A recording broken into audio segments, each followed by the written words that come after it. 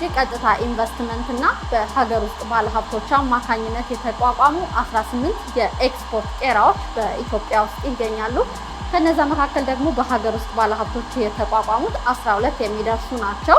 በሀገር ውስጥ ባለሀብቶች ከተቋቋሙት መካከል ደግሞ ሉና የኤክስፖርት ቄራ አንዱ ነው። በዚህ ድርጅት ውስጥ ደግሞ የተለያዩ ስጋና የስጋ ውጤቶች ጥራቱን በጠበቀ መልኩ ከተቀነባበሩ በኋላ ወደ ተለያዩ ሀገራት የመላክ ስራዎች ይሰራሉ። በዛሬው ቢዝነስ ቅኝት ዝግጅታችንም በዚህ ቄራ ውስጥ ምን አይነት ስራዎች ይሰራሉ፣ ስጋና የስጋ ምርቶችን ደግሞ ወደ ውጭ በመላክ ለሀገርስ ምን ያህል የውጭ ምንዛሬ ዘርፉ እያስገኘ ነው የሚሉትና ሌሎች ተያያዥ ጉዳዮችን እየቃኘን እንቆያለን። አብራችሁን ቆዩ።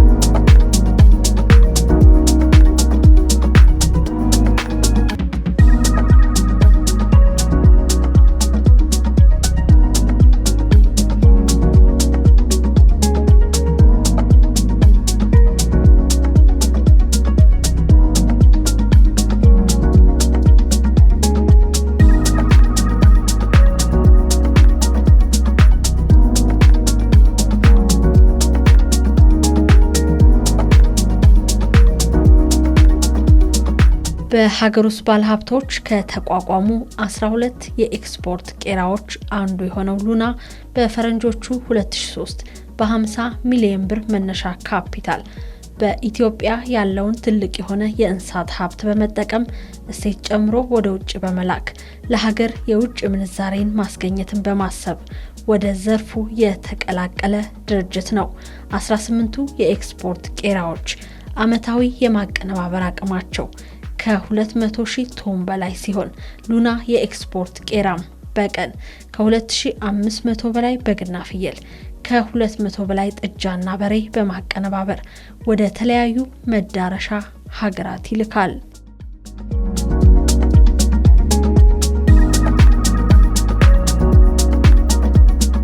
እንግዲህ ሉና ኤክስፖርት ቄራ ከተመሰረተበት ጊዜ ጀምሮ አቅሙን ያዳበረ አሁን ያለንበት ደረጃ ደርሷል። የፍየል በዋናነት የፍየል ስጋ፣ የበግ፣ የጥጃ እንዲሁም የበሬ ስጋዎችን በማቀነባበር ወደ ኤክስፖርት ገበያ እናቀርባለን። በዋናነት እንግዲህ የዋናው መስመራችን የበግና ፍየል ስለሆነ ከ2500 በላይ በቀን ወይም ከ20 ቶን በላይ ፍየል መስራት እንችላለን። ከ270 እስከ 300 ደግሞ ከጥጃና በሬ መስራት እንችላለን። መዳረሻ ገበያዎቻችን በዋናነት ሳውዲ አረቢያ እና መካከለኛው ምስራቅ እነ ዱባይ፣ ካታር፣ ኩዌት ናቸው። እነዚህ ነው እየሰራን ያለው።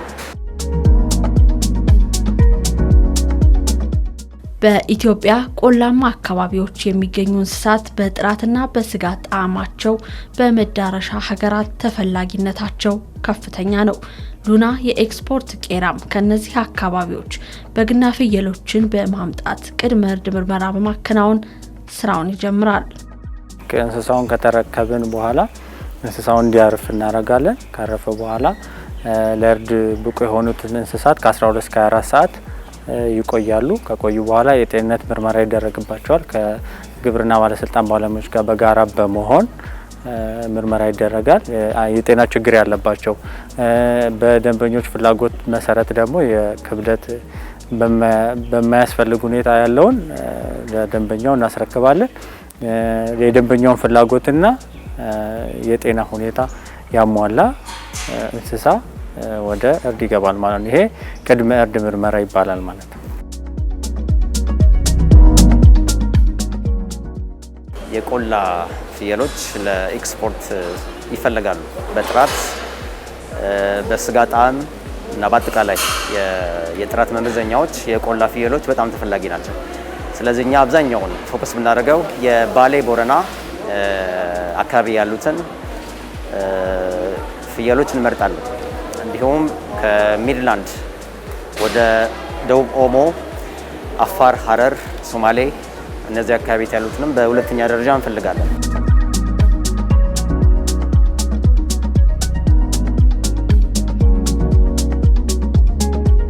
እንስሳቱ ከእርድ በፊት የጤና ምርመራ ከተደረገላቸው በኋላ የእርድ ስርዓቱ ጥንቃቄ በተሞላበት መንገድ ይከናወናል። በሉና የኤክስፖርት ቄራ በሰዓት እስከ 350 በግና ፍየል እንዲሁም ከ25 እስከ 30 በሬ እርድ ይከናወናል። የመጀመሪያ ፕሮሰስ ውጭ ላይ ነው። ውጭ ቄራ ከመግባቱ በፊት እንስሳው ይታያል። በሐኪሞች ቼክ ይደረጋል። በሐኪሞች ጤንነታቸው ምናምን ቼክ ከተደረገ በኋላ ጭቃ ምናምን ካለው ውጭ ላይ ንጽህናውን የማስጠበቅ ስራ ይሰራል። ንጽህናቸውን እየጠበቁ እየገፈፉ ወደዚህ ይመጣል። ኮድቃ አለ፣ ቫክሲኔሽን ማለት ነው። ኮድቃ ይወጣል። ከዛ እያለ እዚህ ይመጣል፣ ኳሊቲ ቦታ ይመጣል። ኳሊቲ ከመጣ በኋላ ያው ፕሮሰሱን አሁን እንደነገርኩት ፕሮሰሱን በጠበቀ ለምሳሌ ጥራትና ድህነቱን የጠበቀ ምርት ነው የምናመርተው። ኤክስፖርት የምናደርገው ጥራቱንና ድህነቱን የጠበቀ ነው።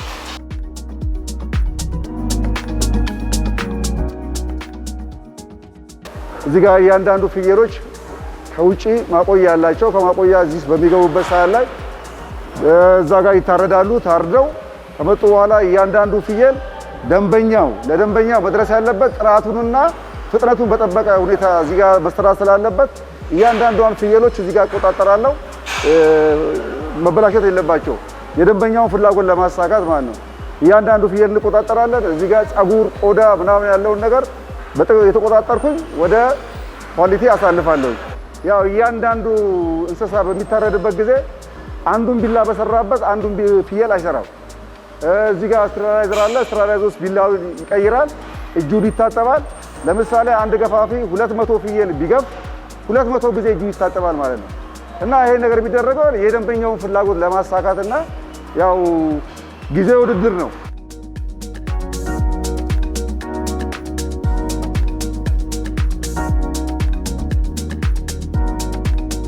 ከቁም እንስሳ ጀምሮ ጥብቅ የሆነ የእንስሳት ጤንነት ቁጥጥር እናደርጋለን። በእኛም ባለሙያዎች በግብርና ባለስልጣን ባለሙያዎችም ለእርድ ዝግጁ የሆኑ እንስሳቶች ከታረዱ በኋላ እዚህ ክፍል ላይ ደንበኛ ያስቀምጠው ስፔሲፊኬሽን አለ ወይ መመሪያ፣ የሀገሪቷም ሕግ አለ፣ የእኛም ስፔሲፊኬሽን አለ። በዛ መሰረት የእርድ ክንውኑ እናከናውናለን። አሁን የምናየው የመጨረሻውን የእጥበትና የስጋ ጥራት ቁጥጥር እያደረግን ያለ ነው። ይሄ ሂደት ካለቀ በኋላ ወደ ፍሪጅ በመግባት በተቀመጠለት የማቀዝቀዣ ጊዜ በደንብ ቀዝቅዞ ለተደራሽ ሀገራት እናቀርባለን ማለት ነው። ቅድመ እርድ ምርመራ በኋላ ድህረ እርድ ምርመራ ወይም ፖስትሞርተም ኢንስፔክሽን የሚባል አለ። ልክ እንስሳው ታርዶ ከገባ በኋላ የሆድ እቃው ይታያል፣ ስጋውም ይታያል። የሆድ እቃው እና ስጋውን አንድ ላይ በማስተያየት ስጋው ላይና ሆድ እቃው ላይ ችግር ካለ ሁለቱም ሊወገዱ ይችላሉ። ቶታል ኮንደሚኔሽን ይባላል። በከፊል ደግሞ የሚወገዱ አሉ። ተረፈ ምርቱም በከፊል ሊወገድ ይችላል፣ ስጋውም በከፊል ሊወገድ ይችላል። ስለዚህ ለጤና ብቁ የሆነ ጤንነቱን የጠበቀ ምርት ነው ለደንበኞቻችን የምናቀርበው ማለት ነው።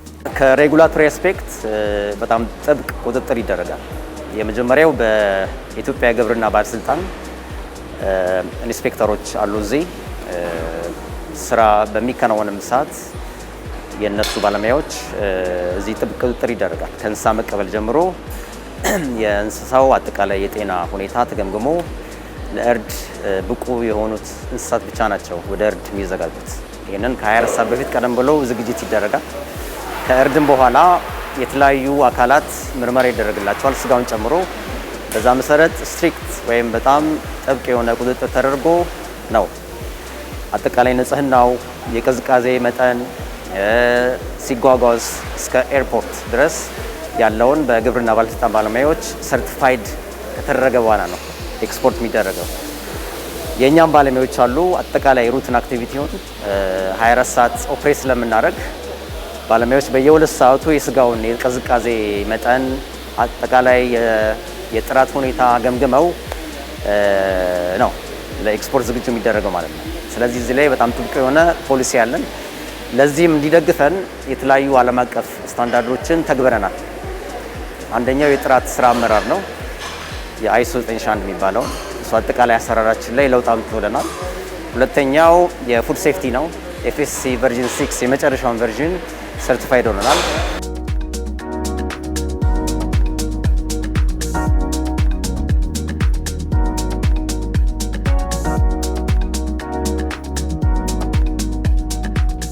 እሴት የተጨመረበት የስጋ ውጤት የተለያየ የንጽህና ቁጥጥሮችን ካለፈ በኋላ ወደ መዳረሻ ሀገራት ከመላኩ በፊት በተለያየ የቅዝቃዜ መጠን የስጋውን የቆይታ ጊዜ ባማከለ መልኩ በቅዝቃዜ ክፍል እንዲቆይ ከተደረገ በኋላ ወደ ተለያዩ መዳረሻ ሀገራት በአየር ትራንስፖርት ይላካል።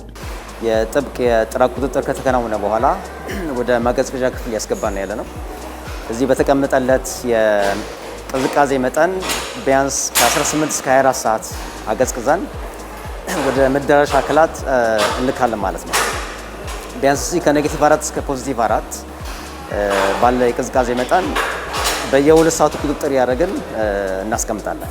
ይሄ የስጋውን ጥራት እንዲሁም የስጋውን አፒራንስ ወይም መልክ የሚወስን ነው። አሁን የምናመርተው ስጋ ወደ መዳረሻ ሀገራት ሄዶ ቢያንስ ለ7 ቀን መቆየት ስላለበት ይህንን በጥብቅ ቁጥጥር የምናከናውነው ስራ ነው። ለምሳሌ የተለያዩ ቅዝቃዜ ክፍሎች አሏቸው ከዛ ይሄ ካፓሲቲ ነው። አሁን የምንጠቀመው ፍሪጅ ቢያንስ 800 ያህል ፍየሎችን መያዝ ይችላል።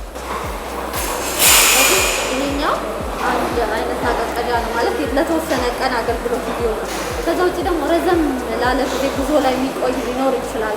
ሰዎች ጋር ደርሶ ደግሞ ረዘም ላለ ጊዜ የሚጠቀሙበት ካለ ሌላ ደግሞ ምን አይነት አማራጮች አሉ? አሁን ያመርትና ያለነው ፍሬሽ ቺልድ ከርከስ የሚባለው ነው። ወይም ፍሬሽ የሆነ ቢያንስ በአንድ ሳምንት ውስጥ ተበልቶ የሚያልቅ የፍየል ስጋ ነው። ረዘም ላለ ጊዜ የፍሮዘን የምርት አለን። እንዲሁም የቫኪዩም ፓክ የምርት አይነት አለን። የቫኪዩም ፓክ ከተመረተ በኋላ በተለየ ማሸጊያ አየር የወጣለት ምርት ማለት ነው። እሱንም የማምረት አቅም አለን። እሱ ቢያንስ እስከ 2 ወር እና 3 ወር ድረስ ምርቱ ምንም ሳይሆን ደንበኛ ጋር መድረስ የሚችልበት አጋጣሚ ነው። ስጋውን ካጥንቱ ለይቶ ደንበኛ በሚፈልገው መልኩ ምርቱ ማዘጋጀት ከናጥንቱ ሆኖ 4 ቦታ 6 ቦታ ደንበኛ በሚፈልገው መልኩ ማዘጋጀት እንችላለን። ለዚህም የሰለጠነ ባለሙያ ፋሲሊቲ አደራጅተናል። እንደ ሀገር የስጋ ምርት ኤክስፖርት መጠንን ለማሻሻል የዝርያ ማሻሻል ስራዎች፣ ገበያ ተኮር እርባታዎችን ማስፋፋት፣ የግብአት አቅርቦትን ለማሻሻል የኮንትራት እርባታን ማስፋፋት የመሳሰሉ ስራዎች በእንስሳት ልማት ኢንስቲትዩት እየተከናወኑ ይገኛሉ።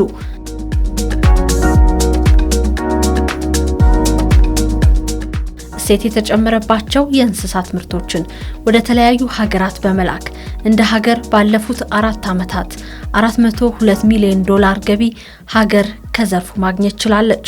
ሉና የኤክስፖርት ቄራም ወደ ሳውዲ አረቢያና መካከለኛው ምስራቅ ሀገራት ዱባይ፣ ኳታርና ኩዌት የእንስሳት ምርቶችን በመላክ ከ$10 ሚሊዮን በላይ የውጭ ምንዛሬ ገቢ አግኝቷል።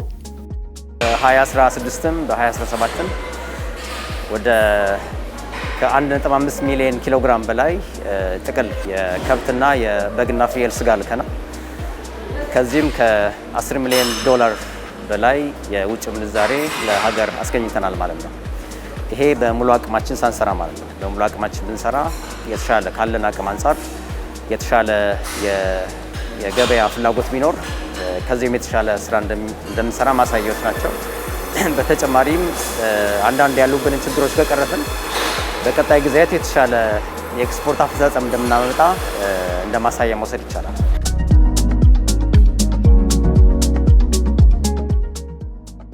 ኢትዮጵያ በእንስሳት ሀብቷ ከአፍሪካ በቀዳሚነት ደረጃ ላይ የምትገኝ ሀገር ብትሆንም በሀገር ውስጥ ባለው የእንስሳት ዋጋ ንረት ማቀነባበሪያዎቹ ሙሉ አቅማቸውን ተጠቅመው ለማምረት ፈተና ሆኖባቸዋል። በጎረቤት ሀገራት ያለው የዋጋ ቅናሽ በዓለም አቀፉ ገበያ የሀገር ውስጥ አምራቾች ተወዳዳሪነት ላይ ተጽዕኖ ፈጥሯል። ቢያንስ ከ20 ቶን በላይ በቀን የመስራት አቅም አለው ይሄ ካምፓኒ። ግን በተለያዩ ምክንያቶች ዋነኛው የእንስሳ አቅርቦት ነው። የእንስሳ አቅርቦት በየጊዜው ዋጋው እየናረ በመምጣቱ እንዲሁም ከጎረቤት ሀገራት ያለው የገበያ ሽሚያማል በተለይ ከታንዛኒያና ኬንያ የገበያ ሼር እየወሰዱብን ስለሆነ የእነሱም ተጽዕኖ አለ። ከዚህ አንጻር ኦልሞስት ከግማሽ ያነሰ አቅማችንን በመጠቀም ላይ እንገኛለን። አንዳንድ ስራዎች እየሰራን ነው። የራሳችንን የእንስሳት እርሻ አዋቅረን ወይም ራንች አዋቅረን አትሊስት አቅርቦቱን ከዛ ለመደገፍ ስራዎችን እየሰራን ያለ ነው። ከመንግስት አንጻርም አንዳንድ ድጋፍ ያደርጉልን ነው።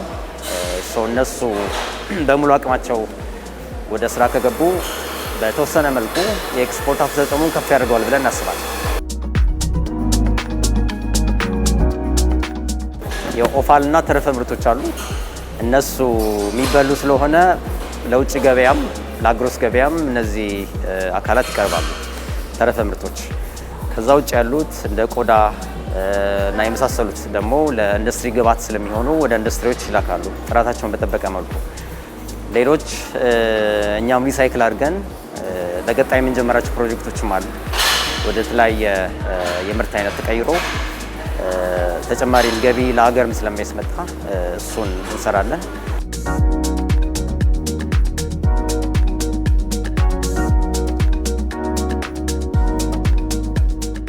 እንደ ሀገር ባሳለፍነው 2017 በጀት ዓመት 22220 ቶን የስጋና እርድ ተረፈ ምርት ለመላክ ታቅዶ 21535 ቶን ምርትን መላክ ተችሏል። ከተላከው የስጋና እርድ ተረፈ ምርት 118 ሚሊዮን የአሜሪካን ዶላር ገቢ ተገኝቷል። በበጀት ዓመቱ ወደ ውጭ ከተላከው የስጋና እርድ ተረፈ ምርት ሳውዲ አረቢያ 50%፣ የተባበሩት አረብ ኤምሬትስ 45%፣ ኳታር፣ ኦማን፣ ኩዌት፣ ካምቦዲያ፣ ባህሬን፣ ጊኒና ሴኔጋል 5% ድርሻ አላቸው።